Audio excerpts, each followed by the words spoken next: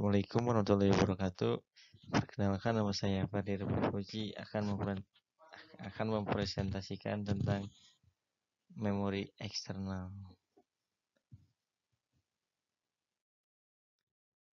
Yang satu, ada pengertian memori eksternal. Memori eksternal adalah perangkat keras untuk melakukan operasi penulisan, pembacaan, dan penyimpanan data.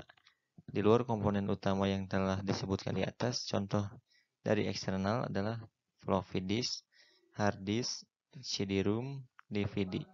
Hampir semua memori eksternal yang banyak dipakai di belakang ini terbentuk disk atau piringan, sehingga operasi data dilakukan dengan perputaran piringan tersebut.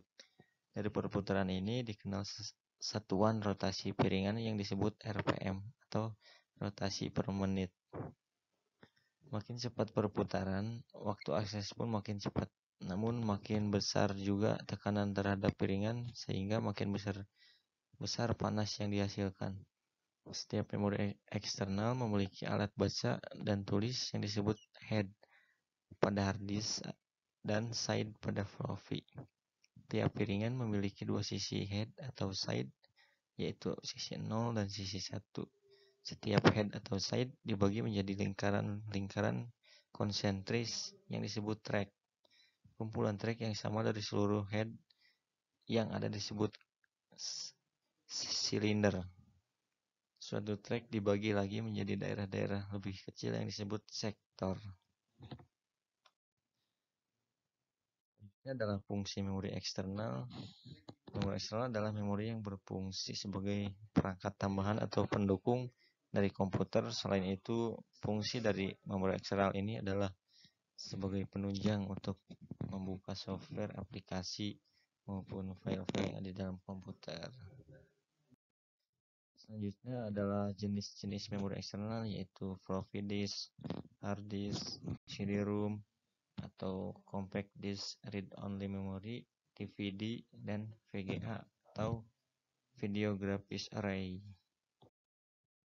Nah, selanjutnya apa itu floppy disk? Floppy disk adalah sebuah perangkat keras yang memiliki fungsi untuk membaca data yang tersimpan dalam disket.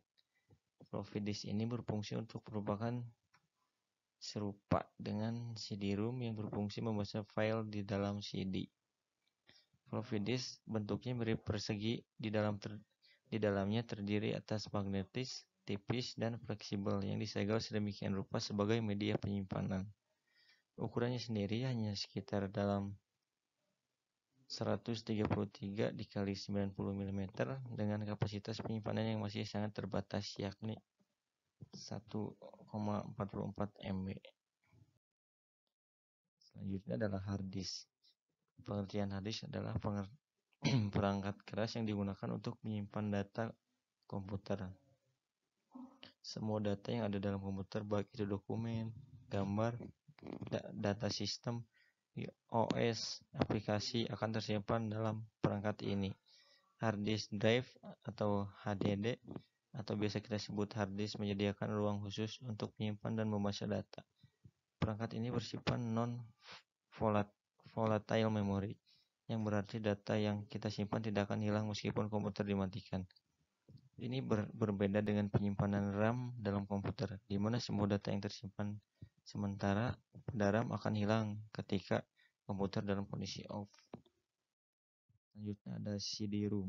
CD-ROM atau Compact Disk Read Only Memory merupakan salah satu perangkat keras komputer yang berperan dalam memutar dan membaca piringan CD.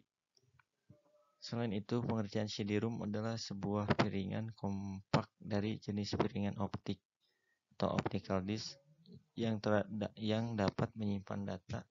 CD-ROM drive hanya bisa digunakan untuk membaca sebuah CD saja. Secara garis besar, CD-ROM dibedakan menjadi dua jenis, yaitu ATA atau IDE dan SCSI. Perbedaan keduanya terletak pada proses kecepatannya. Jika jenis ATA memiliki kecepatan 100 sampai 133 Mbps, sedangkan jenis SCSI memiliki kecepatan kira-kira 150 Mbps. Selanjutnya adalah DVD atau Digital Versatile Disk. DVD merupakan disk optik generasi kedua dari pengembangan CD compact disc, di mana sebagai media menyimpan optik yang sering digunakan untuk menyimpan video, audio, dan data. Teknis menyimpan data menggunakan DVD merupakan salah satu teknologi tertua yang masih relevan digunakan sampai saat ini, di mana segalanya hampir serba digital. DVD merupakan salah satu media terbentuk cakram padat yang mampu menyimpan data seperti video dan audio, namun dengan kualitas yang lebih baik. Awalnya DVD ini singkatan dari digital video disc, namun ada beberapa pihak yang menggantinya dengan digital versatile disc, dan inilah yang digunakan pada saat ini. Nah, selanjutnya ada VGA atau Video Graphics Array. Video Graphics Array atau Video Graphics Adapter adalah standar grafis terbaru yang pertama kali dikembangkan oleh IBM untuk kartu grafis komputer. VGA juga dikenal sebagai antarmuka monitor atau tampilan standar yang digunakan untuk sebagai besar PC. VGA diperkenalkan pada tahun 1987 dengan lini komputer IBM PS2. Standar tampilan VGA hingga saat ini diikuti oleh mayoritas produsen kartu grafis komputer. VGA pada umumnya disebut dengan grafis card, video card, display card, graphic adapter, dan video adapter. Pertama kalinya VGA didistribusikan untuk resolusi layar 640 kali 480 pixel. Selanjutnya banyak pengembang standar mulai diperkenalkan. Standar VGA mulai digantikan oleh SVGA, walaupun kabel dan konektornya masih disebut sebagai VGA, tetapi secara teknis ini termasuk SPGA. Dengan Super VGA atau SPGA akan memungkinkan resolusi layar lebih besar dari sebelumnya, yaitu 800 kali 600 atau 1024 kali 768 pixel.